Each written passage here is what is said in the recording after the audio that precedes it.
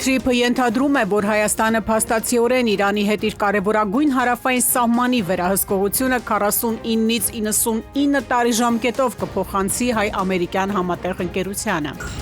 Ինչ պայմանավորվածություններ ձեռք բերեցին ամերիկացիները Վենսի Կովկաս կատարած այցելությունների շնորհիվ։ Կվերադառնան, բոլորն էլ վերադառնալու են Ալեն Սիմոնյանը հայ գերիների մասին։ Խաղաղության կամուրջ նախաձեռնության շրջանակում Անվտանգության խորհրդի քարտուղար Արմեն Գրիգորյանը այսօր հանդիպել է Հայաստանի և Ադրբեջանի քաղաքահասարակության ներկայացուցիչների հետ։ Թեհրանի հետ համաձայնության հասնելու դիվանագիտական ջանքերի սպառման դեպքում ամերիկյան զինուժը կնախապատրաստվի Իրանի դեմ երկարատև ռազմական գործողության։ Հարբած ուղևորը կռիվ է հրահրել Թուրքիայից Մեծ Բրիտանիա ուղևորվող օդանավում։ Թուրքիայում հերթական հայկական եկեղեցին վերանորոգումից հետո որպես արվեստի կենտրոն կբացվի։ Այսօր հայաստանյան առաքելական Սուրբ եկեղեցին նշում է Տիարն ընթառաջը։ Բարի երեկո, դուք դիտում եք ժամի գլխավոր թողարկումը։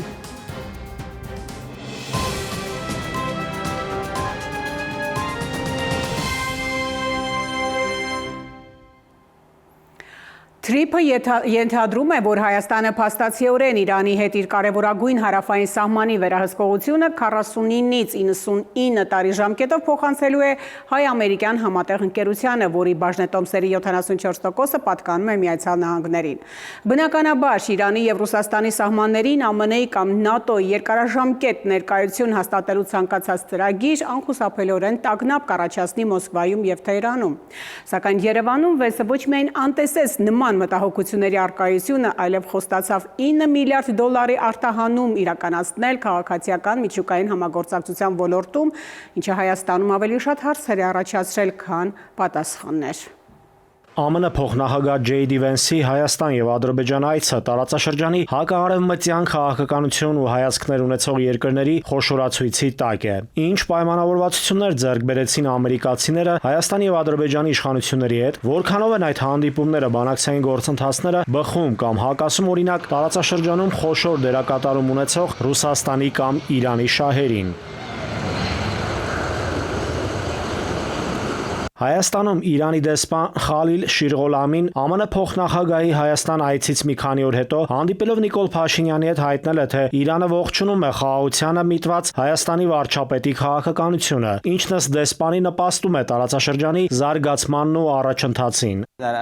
Զարգացած Հայաստանը նախանշված է Իրանի ռազմավարական քաղաքականության հիմքում, եւ մենք առաջնորդվում ենք այդ սկզբունքով։ Կառավարության տարածած հաղորդագրության մեջ նշվում է նաև, որ Փաշինյանն ու Շիրղոլամին քննարկել եւ անդրադարձել են տարածաշրջանային հաղորդուղիների ապաշրջափակման եւ առևտրատնտեսական հարաբերությունների խթանմանը, այդ համատեքստում կարևորելով երկու երկրների միջև երկաթուղային կապի ապահովմանն ուղղված քայլերը, ինչը ըստ Հայաստանի կառավարության տարածած հաղորդագրության կարող է դառնալ ավելի լայն կապերի հաստատման մաս։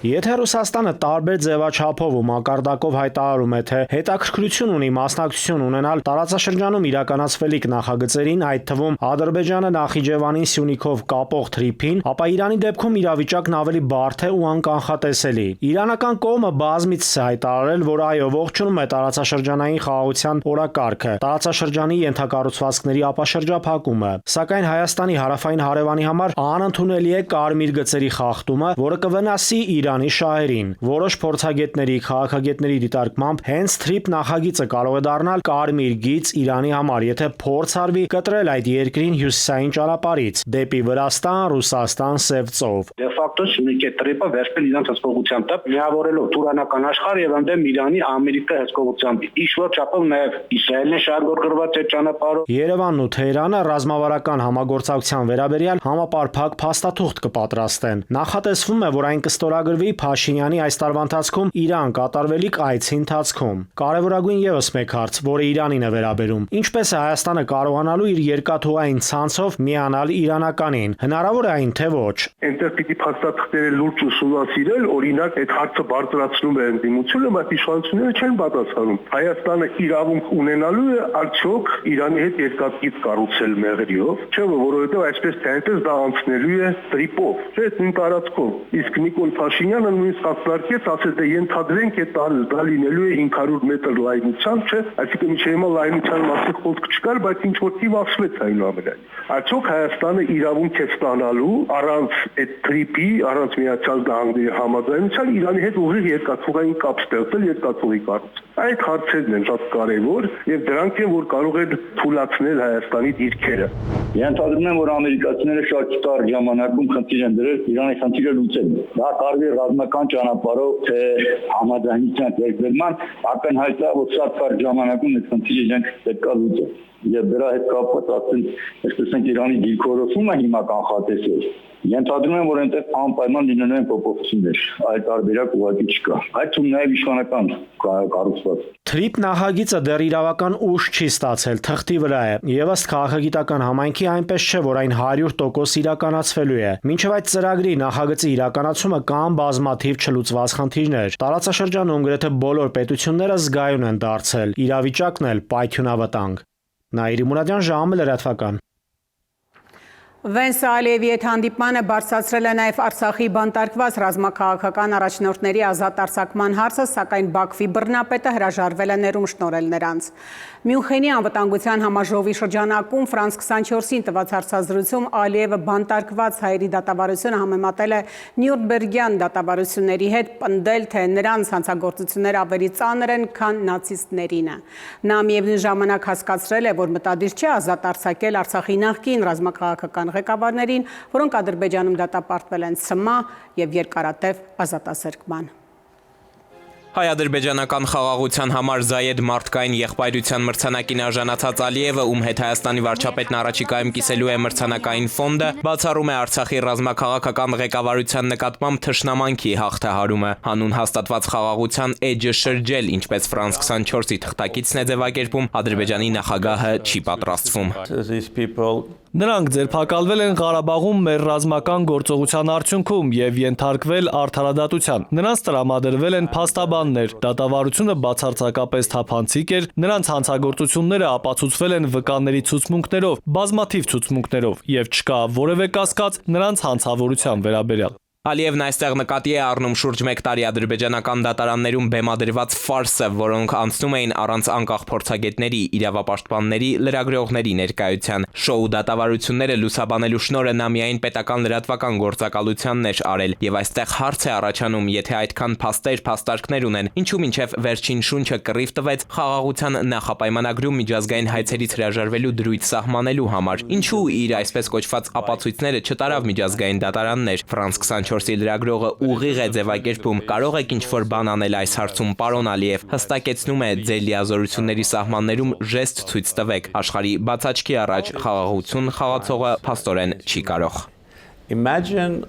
after Second World War. Պատկերացրեք, երկրորդ համաշխարհային պատերազմից հետո, Նյուրնբերգյան դատավարությունից հետո եւ բոլոր այն նացիստ առաջնորդներից, որոնք դատապարտվել են մահվան, 2 ամսից ոմանք կգան եւ կասեն. «Խնդրում եմ, ազատ արձակեք նրանց»։ Միացյալ Նահանգների փոխնախագահ Վենսն է վերջինը գնացել Բաքու խոսել հայ գերիների մասին, Ալիևն էլ հաստատում է։ Նրա խոսքից մասնագետները տպավորություն ունեն, թե նույնիսկ կարողացել է J.D. Վենսի հետ վերջնագրերի լեզվով խոսել, առնվազն այն պատճառով, ինչպես ներկայացնում է երկխոսությունը։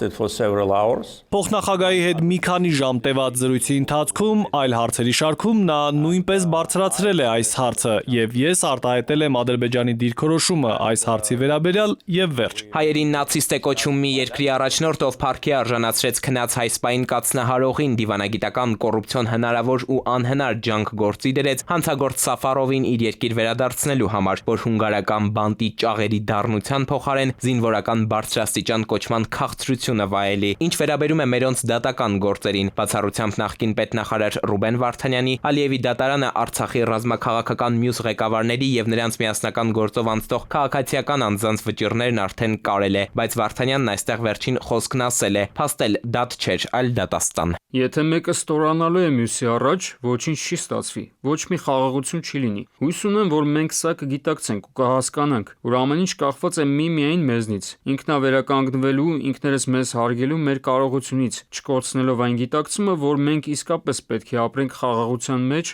մեր տարածաշրջանում։ Բայց Հայաստանի հետ խաղաղության պայմանագիրը վերջնական ստորագրելու համար էլ Ալիևը պայման նախապայմանները չի փոխում, պահանջները, որ դրել է մեր երկրի առաջ, հետ չի քաշում։ Ասում է, սահմանադրությունը պետք է փոխենք, ըստ էության հրաժարվենք մեր անկախության հռչակագրից, Երրորդ հանրապետության ծննդյան վկայականից, որտեղ ամրագրել ենք Արցախի հետ վերամիավորվելու ազգային նպատակը։ Ալիևի ողջ վարչակազմը հիմնված է հայատյացության, պատերազմի, հայերի նկատմամբ ատելության, զավթողական ծրագրերի հիման վրա։ Ալիևի վարչակարգը չի փոխվելու։ Որևէ պայմանագիր էլ չի ստորագրվելու ի հեճուկս, եթե մարդիկ որևէ ակնկալիք ունեն, որ վերջնական պայմանագիր Ադրբեջան չի ստորագրելու, որովհետև ինքը չունի իրական որևէ ցանկություն գնալ խաղաղություն։ Արցախցիների վերադարձի իրավունքն էլ, որը միջազգայինորեն ճանաչված է, Ալիևն ուզում է առևտրի առարկա դարձնել։ Այստեղ դարձյալ գործարք է առաջարկում, ինքն էլ Հայաստան ուղարկի մտածածին, հնարովի եւ այսպես կոչված արևմտյան ադրբեջանցիներին, շեշտում է 100,000-ներին։ Էդուարդ Պողոսյան, ժամը լրատվական։ Խորհրդանի նախագահ Ալեն Սիմոնյանն է այսօր խոսել Բաքվի բանտերում պահվող հայգերիների մասին, ասել է, որ ոճը, որ իրենք որդեգրելու իրականացնում են Ադրբեջանի հետ հարաբերություններում, թեև բարդ ու դժվար է, բայց նաև առաջ գնալու հնարավորություն ստեղծում, որից չպետք է հրաժարվել։ Ալեն Սիմոնյանը վստահեցրել է, որ իրենք այդպես էլ վարվում են։ Կվերադառնան, բոլորն էլ վերադառնալու են։ Այսօր չէ, վաղը չէ, բոլորն էլ վերադառնալու։ Ինչպես ժամանակին, ասում եմ, 200-ին հասնող մարդիկ կային, եւ ելի մարդիկ կային, որոնք որ չվերադարձողի ցուցակում են, բայց աշխատանքի շնորհիվ մենք կարողացանք հասնել, այդ աշխատանքը չի դադարելու, մինչեւ վերջին հայը չվերադառնա Հայաստանի Հանրապետություն։ Խաղաղության կամուրջ նախաձեռնության շրջանակում անվտանգության խորհրդի քարտուղար Արմեն Գրիգորյանն այսօր հանդիպել է Հայաստանի եւ Ադրբեջանի քաղաքասարակության ներկայացուցիչների հետ։ Գրիգորյանը նախաձեռնության մասնակիցներին ներկայացրել է խաղաղության գործընթացի ընթացքը, անդրադարձել տարածաշրջանային կապուղիների ապաշրջափակման արդյունքում ձևավորվելիք տնտեսական հնարավորություններին, ինչպես նաեւ Հայաստան-Ադրբեջան հարաբերությունների զարգացման դինամիկային։ Դատախազությունը քրեական հետապնդում է հարուցել ամենայն հայոց կաթողիկոս Գարեգին II-ի նկատմամբ Արման Սարոյանի հետ կապված դատական ակտի կատարմանը խոչընդոտելու մեղադրանքով։ Այս մասին տեղեկացնում է փաստաբան Արա Զոհրաբյանը, նրա խոսքով արգելվել է կաթողիկոսի ելքը Հայաստանից, ինչով փորձ է արվում ձախողել Ավստրիայում կայանալիք եպիսկոպոսած ժողովը։ Արմենիայում լրատվական երեկոն շարունակվում է եւ կհանդիպենք քիչ անց։ Թեհրանի հետ համաձայնության հասնելու դիվանագիտական ջանքերի սպառման դեպքում ամերիկյան զինուժը կնախապատրաստվի Իրանի դեմ երկարատև ռազմական գործողության։ Հարփած ուղևորը կռիվ է հրահրել Թուրքիայից Մեծ Բրիտանիա ուղևորվող օդանավում։ Թուրքիայում հերթական հայկական եկեղեցին վերանորոգումից հետո որպես արվեստի կենտրոն կբացվի։ Այսօր հայաստանյան առաքելական Սուրբ եկեղեցին նշում է Տիարն ընթառաջը։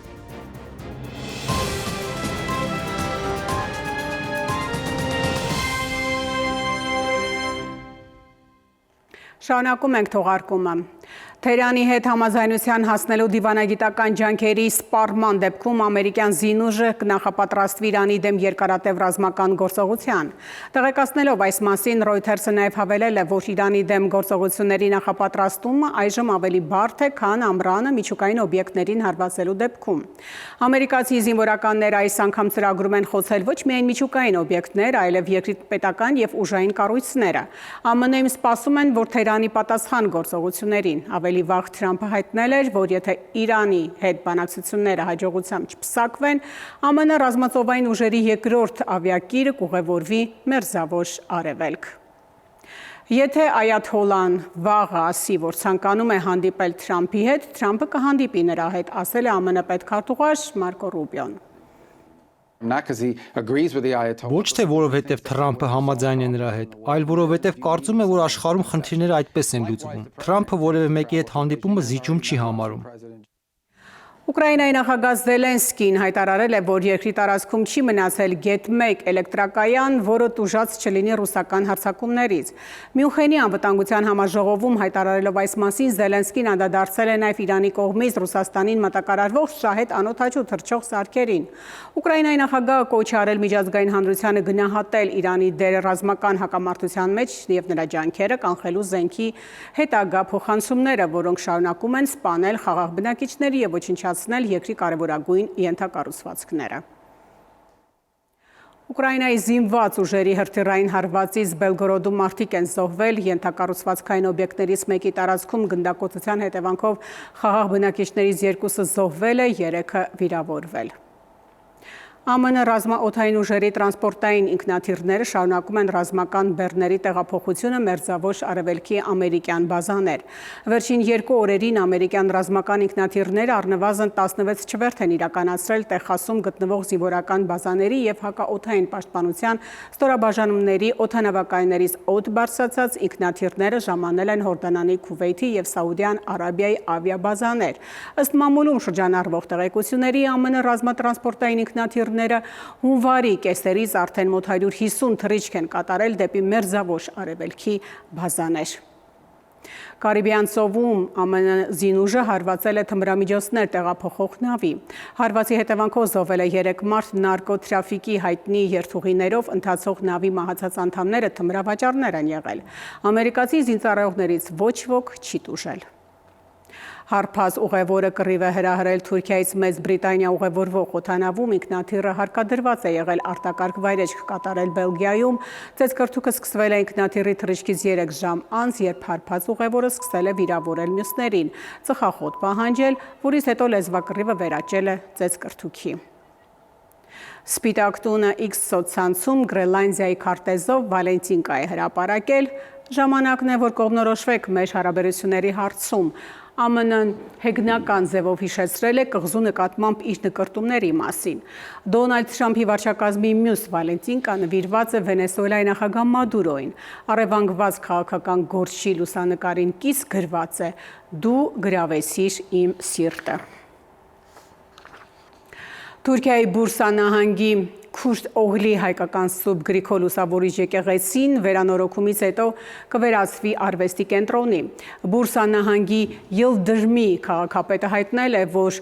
Քուրդ Օղլու թաղամասի հայկական եկեղեցու վերանորոգման աշխատանքները կավարտվեն այս տարվա օգոստոս-սեպտեմբեր ամիսներին։ Նա նշել է, որ հայկական եկեղեցին վերանորոգումից հետո կդառնա արվեստի կենտրոն, նշենք, որ Քուրդ Օղլի հայկական Սուրբ Գրիգոր Լուսավորիչ եկեղեցին լքվել է 1915 թվականին հայ ցեղասպանությունից հետո, երբ շրջանում որևէ հայ չմնաց։